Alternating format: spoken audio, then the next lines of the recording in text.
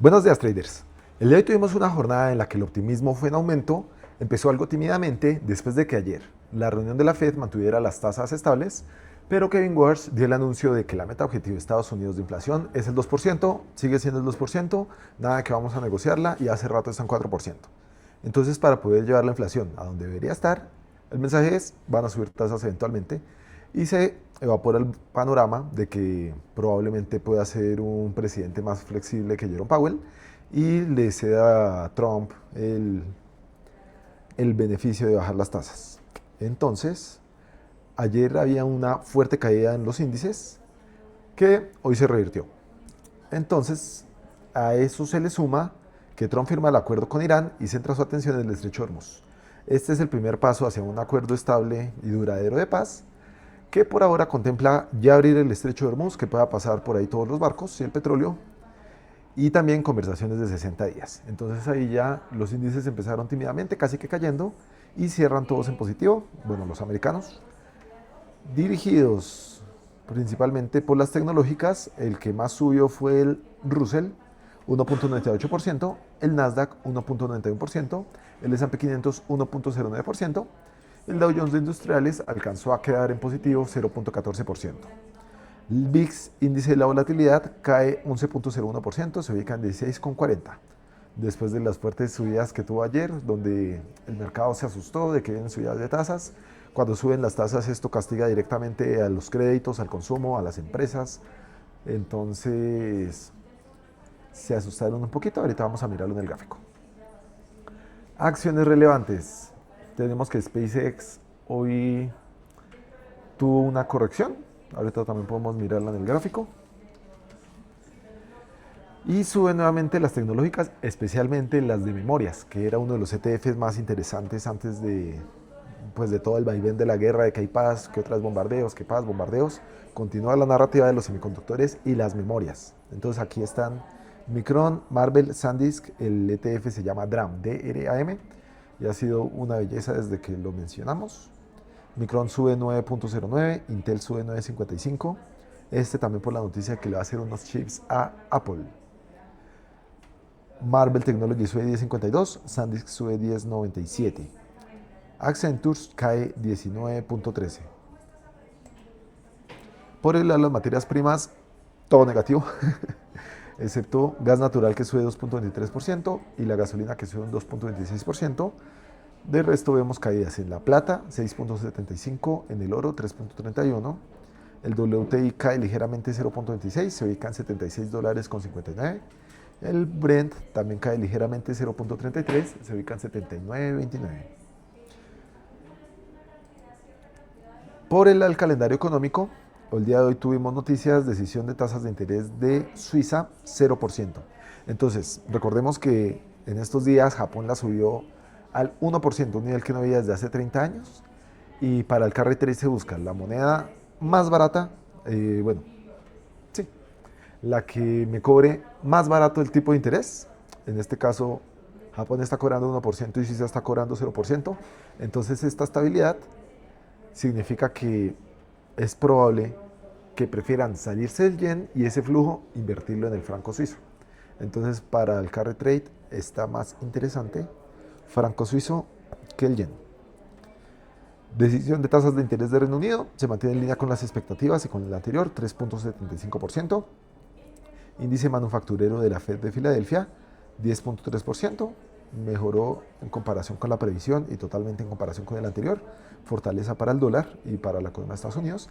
Y nuevas peticiones de subsidio de desempleo ligeramente superior a la previsión, que era 225 y fue 226. Pero ligeramente inferior al anterior. El anterior, recordemos que fue el que movió fuertemente el dólar hace pocos días, cuando fue el anterior dato. Y también el día de mañana tenemos festivo en Estados Unidos, el Día de la Liberación. También festivo en China y en Hong Kong. Entonces va a haber bajito volumen. Cuando hay bajito volumen, a veces los activos reaccionan moviéndose mucho menos, pero también, como es menos volumen, se necesita menos cantidad de dinero para mover las puntas. Entonces ahí depende del activo. Puede ser o muy quieto o más volátil. Entonces, ojito según lo que estén operando. ¿Qué aprender de la Fed y del mensaje de Kevin Warsh? Entonces él dijo que los recortes de tipo quedaron en suspenso y el riesgo de nuevas subidas ha regresado al mapa. Eso es básicamente lo más importante, porque estaban hablando de que incluso se podría flexibilizar la meta de inflación de Estados Unidos, ponerla a 4%, pero allá es 2%, y él dijo que no van a negociar y flexibilizar eso.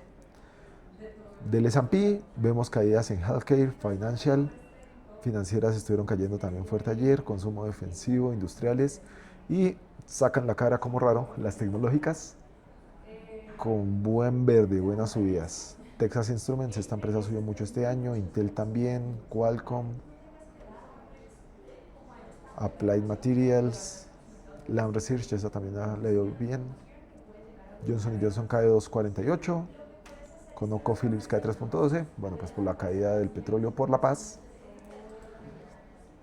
Nasdaq también muy verde, el Russell aún más.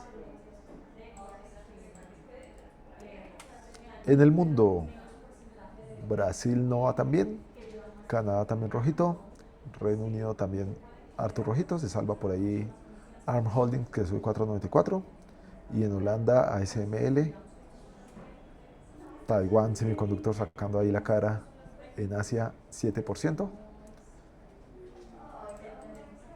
NTF es bastante verde, caen pues los inversos, por supuesto, porque el mercado está en verde, caen las criptos, mineros de oro, energía, de resto buenas subidas en todos lados. Las criptos, si no logran rebotar donde están, van a tocar nuevamente su piso reciente. Bitcoin a 60.000, Ethereum como a 1.600, ahorita vamos a mirarlo en el gráfico. Bitcoin entonces cae en 82, se ubica en 63.000, Ethereum en 1.710, Binance Coin cae 2.73%, ganador del día Polkadot sube 2.79, cae fuerte Avalanche 4.78, esta antes está interesante, es una de las que veo beneficiadas de la tokenización de activos, entonces mucho potencial. En Avalanche, también por ahí cae SEC, Zcoin 4.32, cae SUI 4.85, cae WLFI, World Realty Financial 4.67. Buenos totazos se dieron las criptos. Dice el Store Market hoy, el mercado está cerca de los niveles de antes de la guerra, ya está acercándose a los $75, incluso a los 70, colocando la gasolina más abajo de los $4. Entonces, pues, petróleo barato, baja un poco la amenaza inflacionaria y pues baja también un poco la amenaza de que tenga que subir tasas. Entonces, bueno, una cosa importante que dijo Kevin Warsh es que le importa más la inflación subyacente, o sea, excluyendo alimentos y energía, que son los dos componentes más inflacionarios, y estos choques temporales los afectan. Entonces, de pronto por ese ladito se encuentra un poco de alivio. Siguiente, los sectores más afectados cuando el petróleo se pone tan costoso son los que involucran mucho combustible. Entonces las aerolíneas, los cruceros, la logística, los transportes. Y entonces aquí dice Barron's que las acciones de camioneros, ferrocarriles y aerolíneas se disparan, pero las de transporte siguen siendo una ganga. Entonces cuando el petróleo otra vez vuelve a caer, a ellos de una vez se les recortan los costos un montón y pues son buenas oportunidades para estas empresas que estuvieron bien castigaditas. Siguiente, Trump dice que él firmó el acuerdo para evitar una catástrofe económica, porque ya se estaba hablando de que solamente les quedaban para un par de semanas reservas de petróleo, y si llega a acabarse la reserva de petróleo, tienen que salir al mercado a comprar a lo que esté. Eso fácilmente hace que el petróleo suba a $150 a $200. Pero entonces, ya fue por la paz, también suena una excusa de Donald Trump, no quiero reconocer que básicamente perdió, pero pues está complicada la situación, porque ganar habría sido barrer con Irán, destruir todo el régimen que está ahí estructurado para recibir estos ataques por meses y se han preparado también por meses. Entonces hubiera sido muy complicado ganar. Del otro lado, para Irán ganar significa sobrevivir, que el régimen se mantenga. Ahí Israel no está tan contento porque ellos sí querían que cambiara ese régimen Y pues también era justo y necesario. El régimen es ahí un líder supremo, el ayatolá, que controla todas las facciones del poder y tiene como varias cédulas autónomas que pueden continuar operando así maten a la cabeza. Entonces pues mataron al ayatolá, mataron al hijo, mataron a los principales cabecillas y Irán sigue estable dentro de lo que cabe.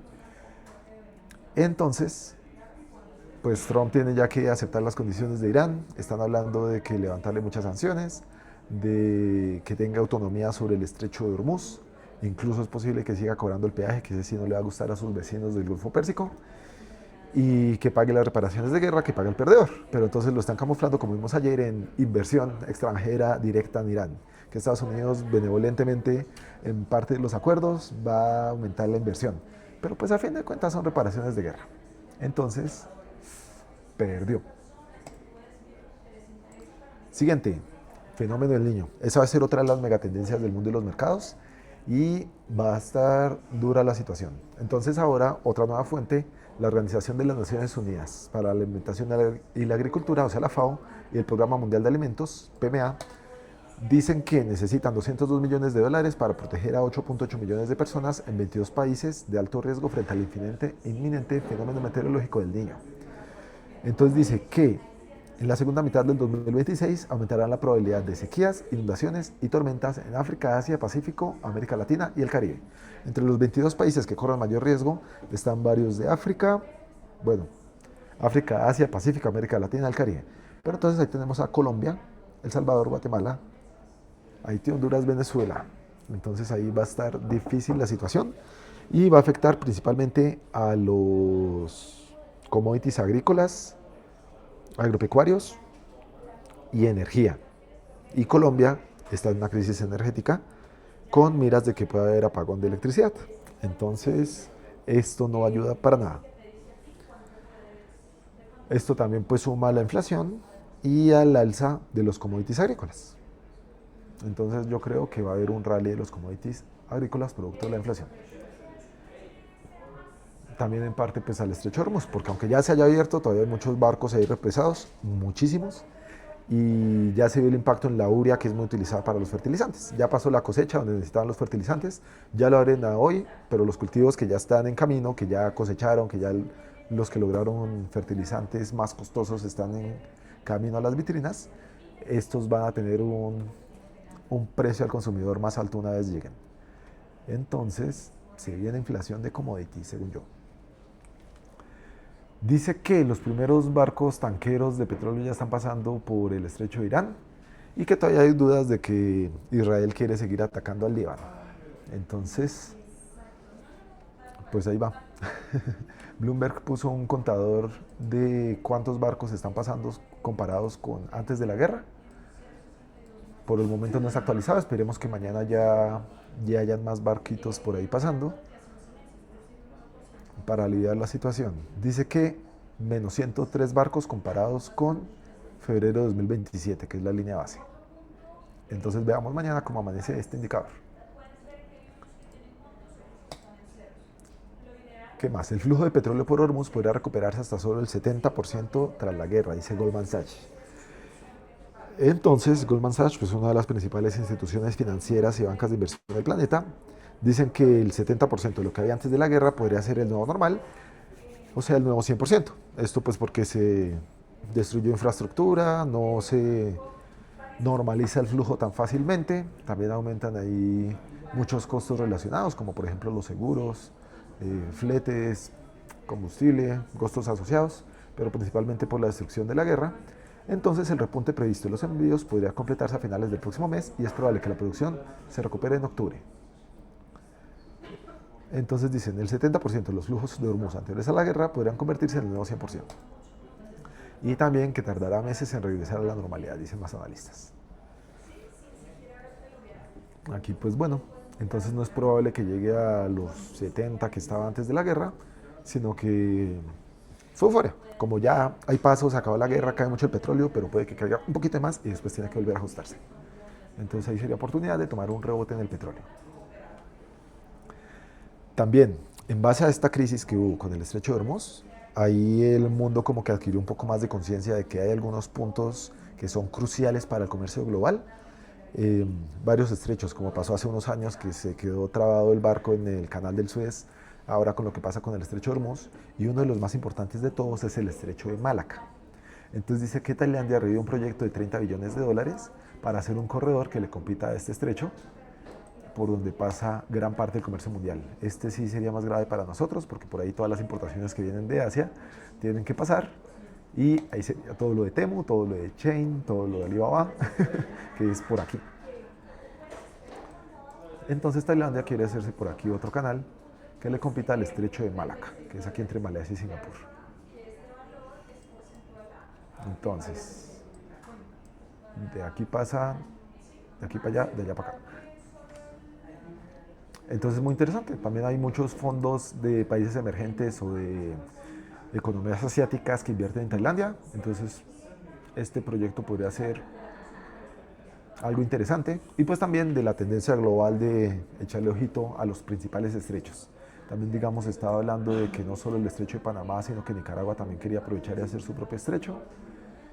Y, y aquí, con el estrecho de Hormuz, estaban hablando de aquí, de este estrecho entre Yemen y Djibouti, que por ahí también es un punto importante, y al sur de Yemen hay varios grupos simpatizantes de Irán, que son los Houthis, que entonces pues es muy interesante cómo todo el comercio global puede quedar bloqueado si alguno de estos estrechos se ve involucrado. También aquí están ya estos países tomando medidas. Arabia Saudita está haciendo oleoductos para salir aquí a la izquierda del Mar Rojo en lugar de a la derecha del estrecho de Hormuz. Irán también por el norte. Todos los países del Golfo buscando alternativas. Entonces, bueno, interesante lo que pueda pasar con estos estrechos porque impacta directamente pues, al planeta entero.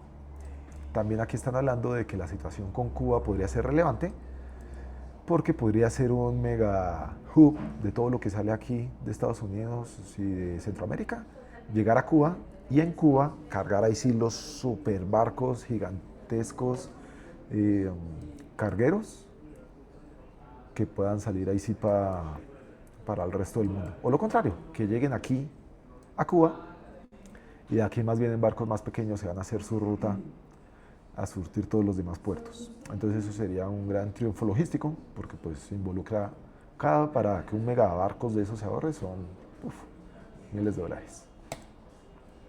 Siguiente, más del nuevo orden mundial. China lanza una nueva herramienta de liquidez para impulsar el uso global del yuan. Entonces dice que está haciendo unos mecanismos de recompras, suena como similares a operaciones de liquidez como repos simultáneas y TTs, con autoridades monetarias extranjeras e internacionales para proporcionar liquidez en yuanes. Esto es porque China quiere que el yuan sea cada vez más aceptado como una moneda global y que se use en el comercio internacional. Pero para eso necesitan las partes garantizar que tienen yuanes. Entonces él les está diciendo, si tienen títulos de renta fija, nosotros les prestamos los yuanes y ustedes nos dejan en garantía la renta fija. Entonces es muy interesante que China está haciendo las cosas muy bien y incluso han comprado deuda externa a varios países. Les dije, por ejemplo, usted le está pagando a Estados Unidos 5%, páguenme el 4% y yo le compro su deuda. Y pues gana China, bueno, en teoría ganarían todos, pero perdería posicionamiento global Estados Unidos. Entonces aquí es una nueva herramienta que le da poder al yuan. Siguiente, guerra. Bueno, paz. Suiza prevé las primeras negociaciones entre Estados Unidos e Irán este mismo viernes. Irán confirma que sí firmó el acuerdo con Estados Unidos porque estaba muy mentiroso. Y Irán reanuda las exportaciones de crudo tras 2 meses de bloqueo. Entonces ahí van avances hacia normalizar la situación. Índices al alza, petróleo a la baja. Otra noticia, ya en tan solo 8 días, 7 días, el 24 y 25 de junio, tenemos Moniexpo Colombia.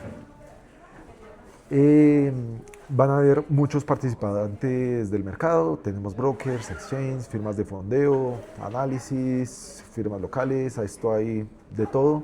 Se pone bien bueno, por supuesto tenemos regalitos, llévense sus esferos, sus agendas, sus pocillos.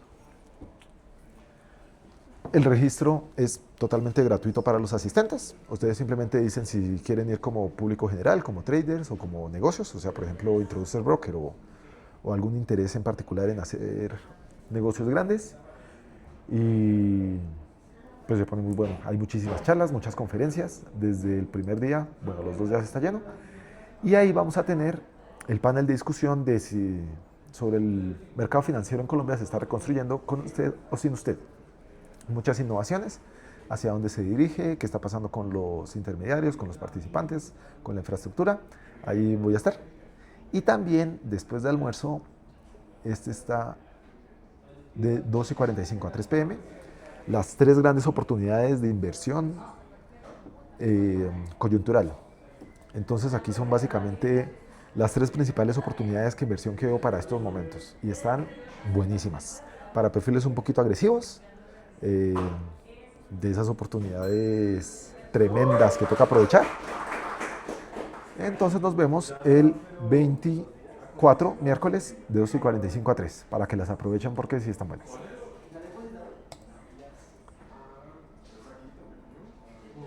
Y listo. Entonces vamos al gráfico. El gráfico, entonces, vemos que aquí fue la volatilidad en aumento.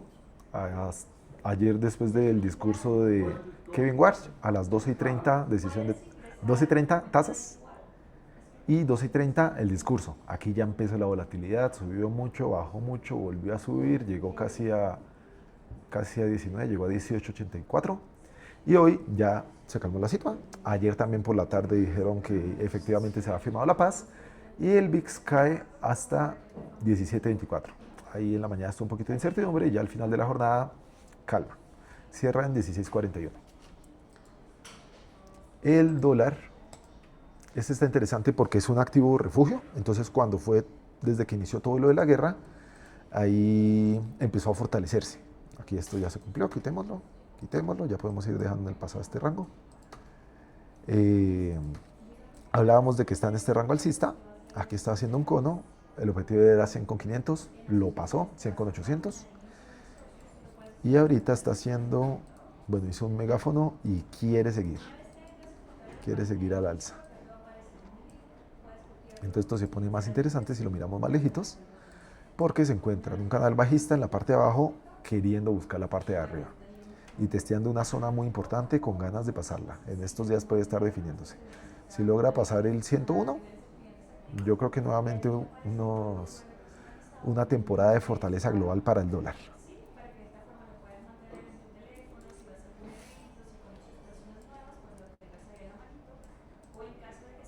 Entonces volvemos a hacerle zoom. Aquí se ve una fuerte subida. Entonces lo que podemos esperar es el retroceso. Ya llegó aquí a la sobrecompra. Bueno, les decía, es un activo de refugio. Desde que empezó la guerra, subió y subió y subió. Después ahí con la paz se fue como bajando cuando habían los anuncios de paz. Y ahorita ya dijeron que hay paz, pero del otro lado salió Kevin Warsh a decir que podrían estar subiendo tasas, que no hay posibilidad de que las bajen. Y cuando suben las tasas, se valorizan las inversiones en dólares y se fortalece por tanto el dólar. Entonces aquí este gran impulso fue principalmente desde ayer a las 12:30. A ver, a las 12:30 estaba aquí, 12, y después, ¡pum!, esta super subida, casi un 1%, y un 1% en el de XY son trillones de dólares, muchísima plata. Entonces aquí, ¿qué podemos esperar? Tomar una buena reversión, esperar aquí que ya está sobrecomprado y en divergencia. Divergencia, recuerden, cuando el precio va para un lado con un máximo más alto que el otro y el indicador con un máximo seguido de máximo más bajo. Entonces van para diferentes lados, se le está acabando la fuerza alcista y podemos esperar aquí la corrección. Divergencia triple incluso. Aquí máximo, máximo más alto y aquí máximo, máximo más bajo y máximo aún más bajo. Entonces, sí, si nos da aquí algún patrón de reversión, una temporalidad más pequeña, incluso esto tiene pinta como de una cuña, podríamos tomar aquí la caída. Esperar que confirme, estamos metiéndonos contra una tendencia que estuvo potente. Y la otra, esperar el retroceso y más bien buscar compras. El retroceso podría ser aquí hasta este primer nivel de Fibonacci o irse un poquito más profundo al 0.382. Entonces, algo así. Y después buscar la expansión de Fibonacci, inicialmente el menos 0.27, que serían 131.500 ¿qué? 101.320 y posteriormente más arriba al 101.800. Así lo veo. Entonces, si el DXY vuelve a agarrar fuerza, significaría presión bajista para el oro, la plata, el dólar australiano, el euro, la libra, el dólar neozelandés y presión alcista para el dólar canadiense, el franco suizo y el yen. El yen está muy interesante porque ya está muy barato. Entonces, bueno, aquí lo puse simbólico. Porque el yen, cuando llega a 101, a 160 con 500, 160, ya el Banco de Japón dice, está muy barato, tenemos que hacer algo. Eso afecta directamente al comercio, porque un yen tan barato en una isla que depende tanto de las importaciones es costoso.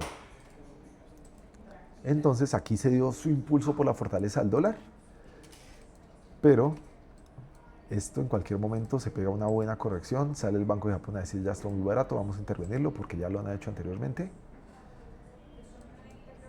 Incluso tiene pinta de que está en buen punto. Pero por ahora, mientras el DXY siga tan potente, no vamos a atravesarnos a ese tren de movimiento. Pero más bien tiene pinta de que puede ser un buen punto. Veamos, los máximos anteriores llegaron hasta por acá. Perfectamente puedo buscarlos.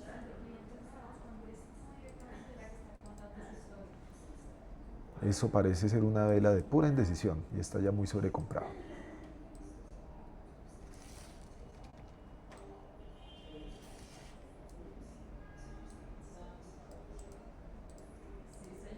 Entonces esperarse alguna confirmación.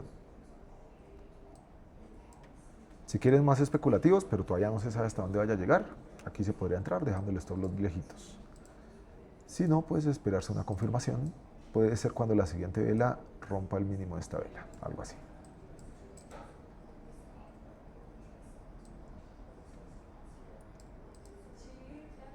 Entonces el yen, no perderlo de vista porque en cualquier momento sale el Banco de Japón. De hecho ya salieron aquí y por eso se dio esta caída. Esto fue en 29 de abril. Entonces ya ven que cuando el Banco de Japón sale a hablar, perfectamente mueve casi que un 3% el yen.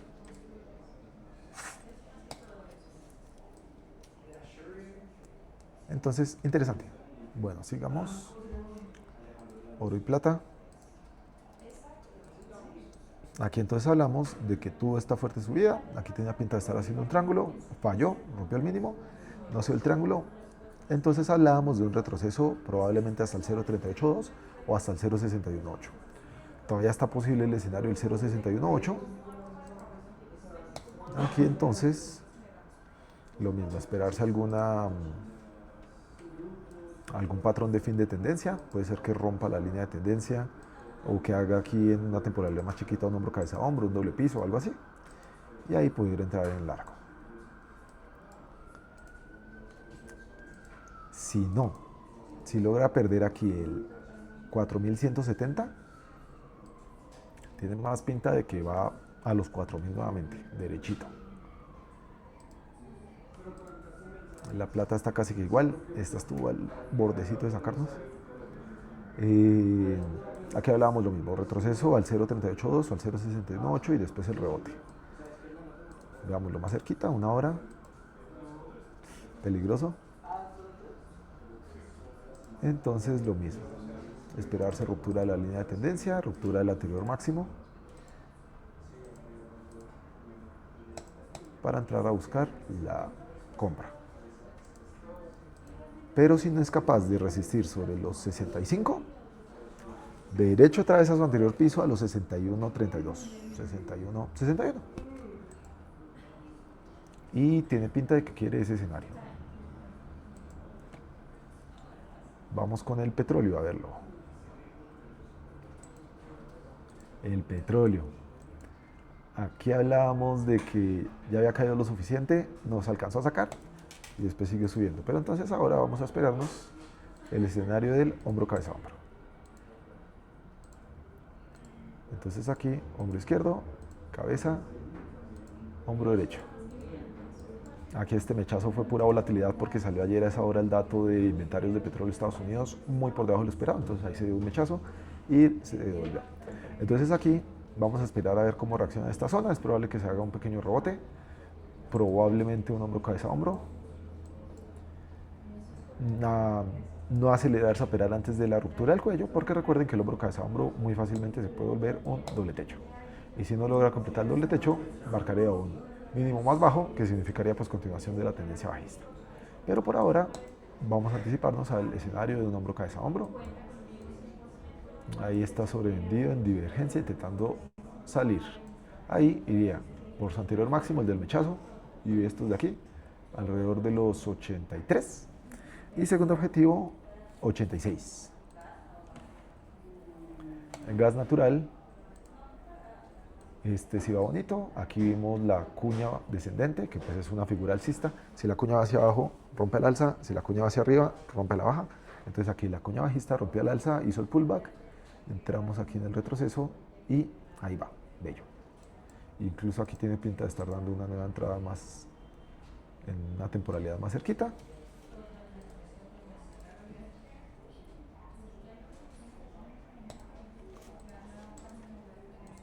Estos los debajo de esa figura, incluso debajo aquí del mechazo por si acaso. Y take profit. Aquí arriba, un 2 a 1. En el Fibonacci 0.618 en la expansión sería en 3.355.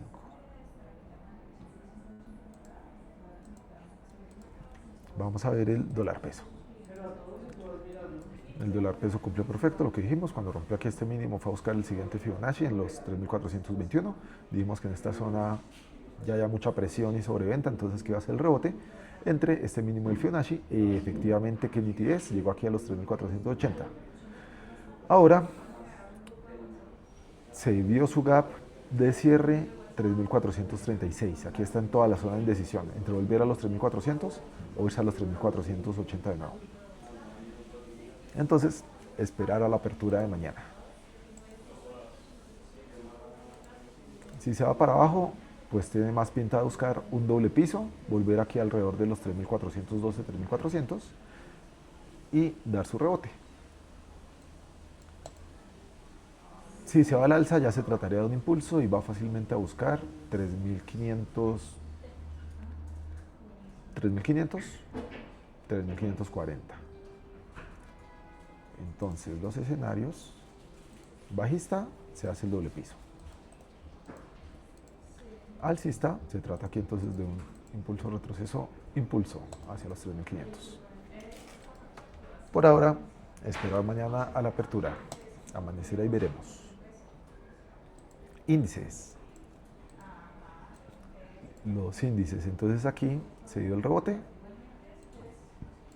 Después de esta fuerte subida, retroceso al 0.382, ahí va subiendo nuevamente y tiene pinta de ir a buscar los 32.324, pero con peligro de que todavía puede tratarse de un doble techo.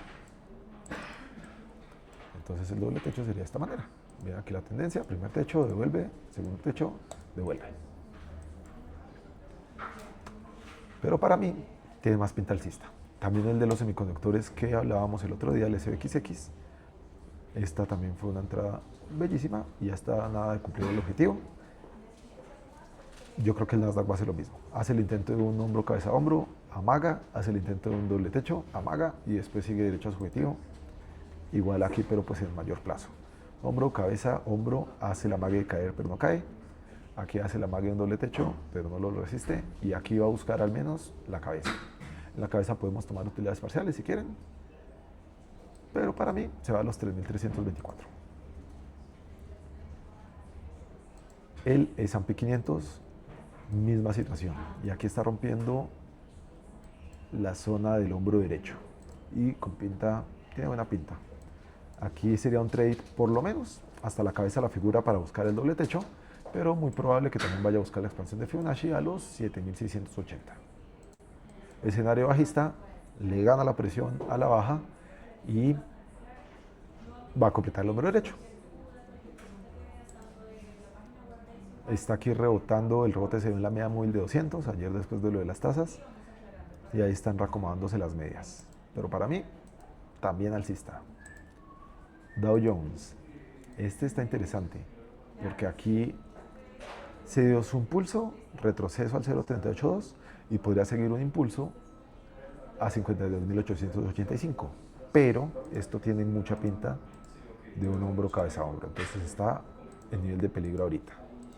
Si lo completa, sería entonces una caída hasta prácticamente el 0.618, 50.907, incluso un poquito más abajito, aquí a esta zona de soportes de los 4.683.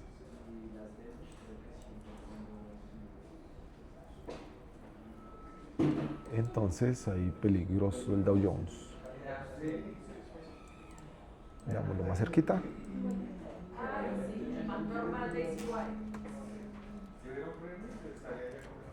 Pues por un momento mantenemos el escenario que habíamos dicho de que se trata del retroceso por aquí hacia el 0.382 y sigue con el impulso hacia los 52.900. Pero pues con la vista de que se completa la figura, se da sube en retroceso, sube en susto. El Russell, ese también está bonito, se dio su fuerte impulso, retroceso al 0.382 y ahora busca la expansión en los 3.050. Está rompiendo la línea de tendencia que la estaba ahí frenando y tiene pinta de que va a continuar. Ese es en el CFD, en el futuro. En el propio índice, el pronóstico del año. Aquí vemos entonces desde enero que cae a esta zona y se va a rebota a los 3.200. Ahí hemos hecho otras compritas por el camino, se va construyendo y va bello. Vamos a ver cripto, Bitcoin. Este pinta peligroso.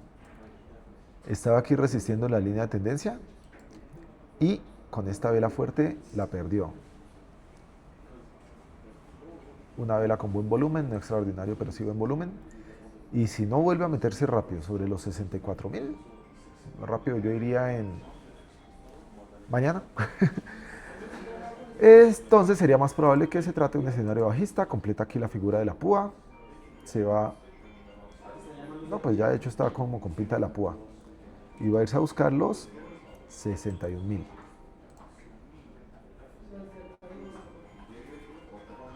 Sí, de hecho tiene pinta de que mejor ir cambiando el panorama. Si revierte pronto, se mantiene aquí de que es un retroceso y va a buscar los 69.000.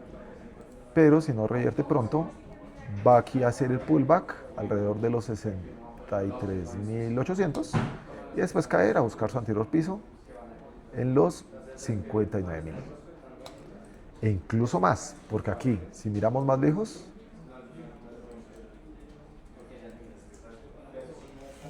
trazando un Fibonacci, veamos de todo el impulso diario.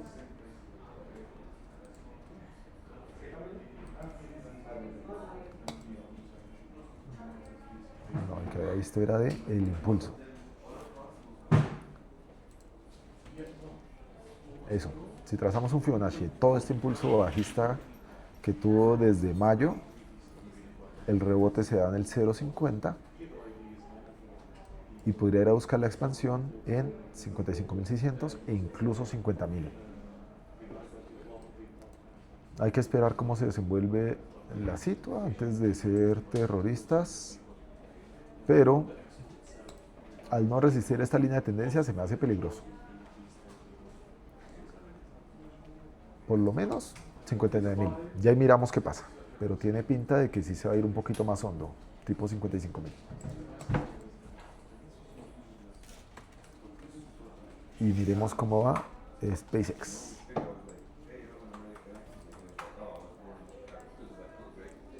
Esta aquí le sacamos un poquito. Desde que inició, se dio su buen retroceso, ahí cumplió, y la expansión. Aquí es un poco abstracto de analizar por lo que hay tan poquita información, pero se puede. Entonces vean, aquí está tocando este soporte y ahí se nota el canal bajista. Y también ya está empezando a dibujar niveles.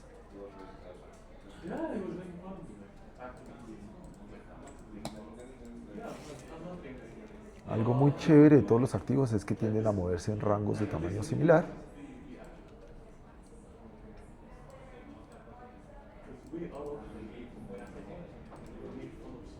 Entonces vean eso.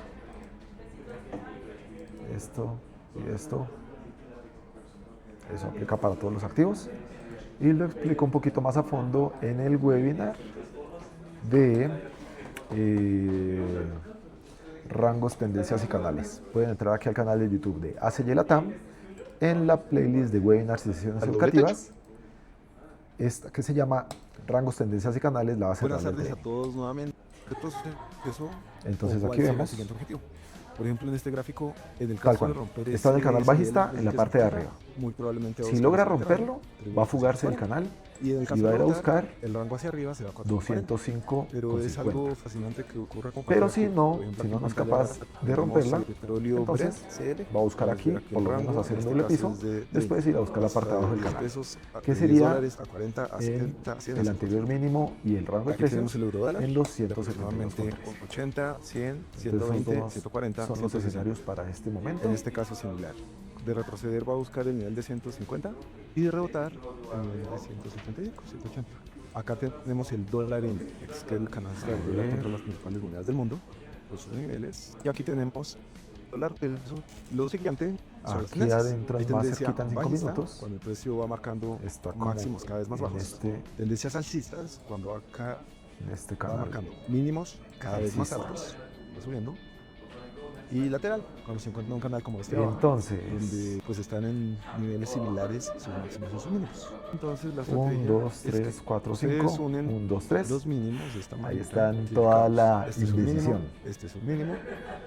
Le trazamos una línea uniendo esos dos puntos y ahí tenemos la línea de tendencia. Y si por lo menos esta línea de tendencia, una caída hasta aquí, y la ponemos en el máximo al movimiento, tenemos lo que se conoce como un canal. Y el objetivo del canal va a ser buscar la parte contraria. Y ahí ya quedaría la indecisión. Si es capaz de rebotar la línea de tendencia y ir a buscar el escenario alcista, o si la rompe, ir a buscar el escenario bajista. El precio se mueve. Ay, miren, el after hours está justo aquí testeando la parte de abajo del canal. Empieza una etapa donde el activo se vuelve más atractivo, el precio empieza a subir. Entonces, bueno, pero recuerden que ya pueden operar SpaceX aquí en ACY Securities. Y va a un declive. Después llega un valle donde no hay tanto interés. Y casi que lo mismo. Aquí queda en el rango de precios. Deciden si lo rompe, va a ir a buscar el siguiente. O si lo rechaza, va a ir a buscar el anterior. Y si es calatero, lo más probable es que ya vaya por el siguiente. Después hace una pausa. Entonces está muy interesante SpaceX. A veces estos ahorita es la acción en tendencia, mejor dicho, el viernes pasado que salió a bolsa, el 30% del volumen de todas las acciones que se negoció fue SpaceX. Entonces está una locura, ya lo pueden tradear. Y bueno, recuerden que mañana es festivo, va a estar más bien crítico el mercado. Y si tienen algún activo que quieran que analicemos, déjenlo en los comentarios. También si tienen alguna pregunta, cualquier cosa relacionada con el trading, ya pronto va a salir el siguiente episodio de Detrás del Gráfico, podcast. Y listo, que el mercado esté con ustedes. Hasta luego.